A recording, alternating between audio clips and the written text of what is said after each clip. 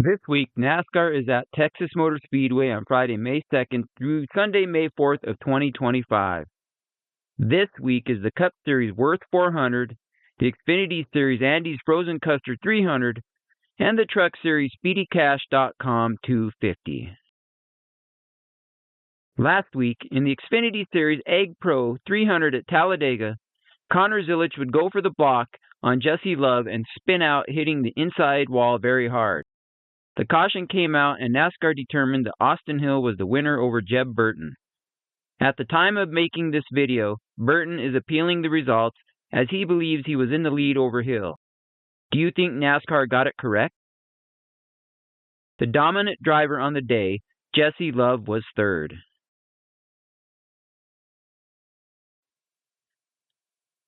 The top three in the Xfinity Series are Justin Allgaier, Austin Hill moving up one spot with the win, and Sam Mayer third, moving down one spot with a 14th place finish at Talladega. In the 2025 Cup Series Jack Links 500 at Talladega, Austin Cindric would win the drag race to the finish line, followed by Ryan Preece and Kyle Larson. After post-race inspection, Preece and Logano were disqualified. Kyle Larson moved to second and William Byron third. The top three in the standings are William Byron, Kyle Larson up 2 spots, and Denny Hamlin dropping 1 spot to third after Talladega. The schedule of events starts on Friday, May 2nd at 2:35 p.m. Eastern Time with truck practice, followed by truck qualifying at 3:40 p.m. Eastern Time. From what I found on NASCAR.com, there is no television or online coverage for those events. At 5:05 p.m. Eastern Time is Xfinity practice, and then Xfinity qualifying at 6:10 p.m. Eastern Time on the CW app. The final event on Friday is the Truck Series SpeedyCash.com 250 at 8 p.m. Eastern Time on FS1. The Cup Series kicks off the events on Saturday at 11:05 a.m. Eastern Time with practice, followed by Cup qualifying at 12:10 p.m. Eastern Time on Prime Video. The last event on Saturday is the Xfinity Series Andy's Frozen Custard 300 at 2 p.m. Eastern Time on the CW. The final event for NASCAR at Texas this year is the Cup Series Worth 400 on Sunday at 3:30 p.m. Eastern Time on FS1. The weather for the race in Fort Worth, Texas has temperatures in the mid to high 70s all weekend. Friday has a 50% chance of thunderstorms, Saturday has a 20 to 30% chance of thunderstorms, and Sunday has a 40% chance of thunderstorms. Let's hope there is no delay for rain this weekend. That is all for the weather.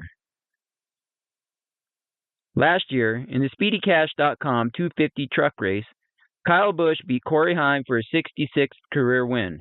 He currently has 67 and is 6th at Texas, tying him with Todd Bodine for the most Truck Series wins at Texas Motor Speedway.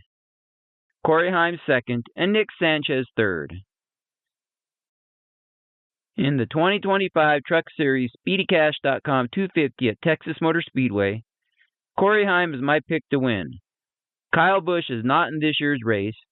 Cup driver Carson Hocevar and Xfinity drivers Brandon Jones and the third-place driver from last year, Nick Sanchez, are entered in the race. I think they can challenge Heim for the win, but I like how good Heim has been this year. So those drivers will have to watch Heim take the checkered flag on Friday. My first wild card was not on my radar going into this week, but after looking at stats, Stuart Friesen has to be on the radar. The second highest truck average of 5.7 at this track among active truck drivers since 2022. Friesen won this race in 2022 and had a solid third-place finish in 2023. If the playoffs started today, Friesen would be locked in with the 10th and final playoff spot. A good showing this weekend would keep him in the top 10, or he can lock himself into the playoffs with a win.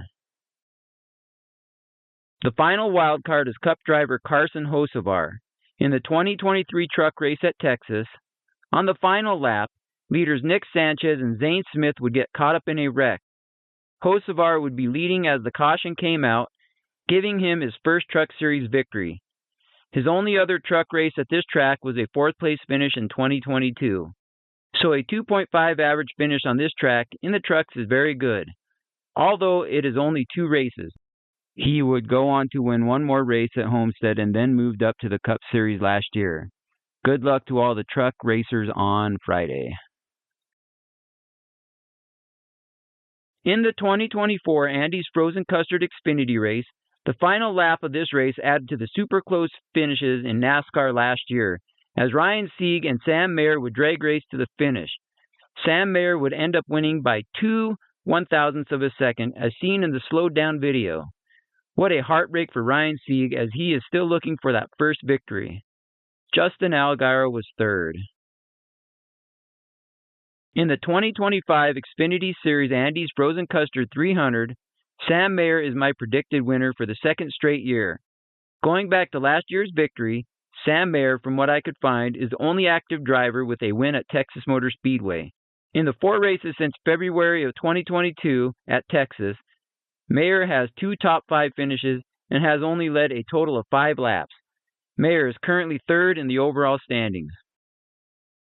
For wildcard picks, I chose Jesse Love for my first wildcard, as he was the 2024 pole winner at this race. Although he finished the 2024 race in 9th, those fast times will eventually work out to more victories for Love. In his short Xfinity career, Love has 1 victory and 7 pole positions. He is going to be very competitive once again on Saturday at Texas Motor Speedway, especially if he can get back to the pole. The final Xfinity wildcard is Justin Allgaier. Allgaier was the 2023 Texas race pole winner. Although he has not won at this track, Allgaier has led 283 laps at this race since February of 2022. With all of that leading at this track, I think he will eventually get a Texas win.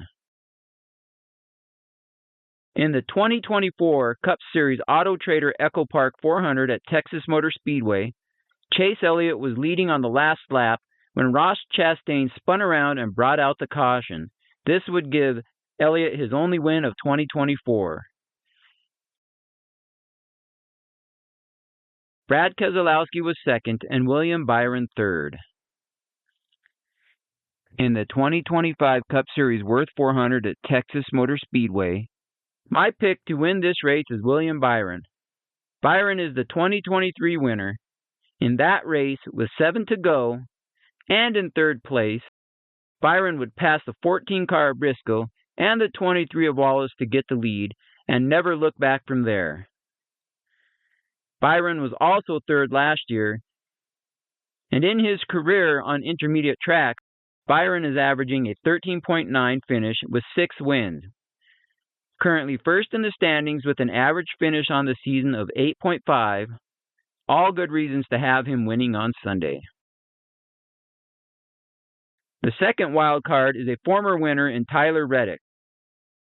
In the 2022 race, on the restart with 24 to go, Reddick would get the lead and, as with Byron, would cruise his way to victory.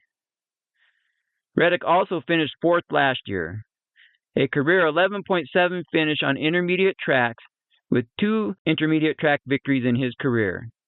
Currently 6th in the standings and looking to improve upon that. Final Cup wild card is last year's winner Chase Elliott.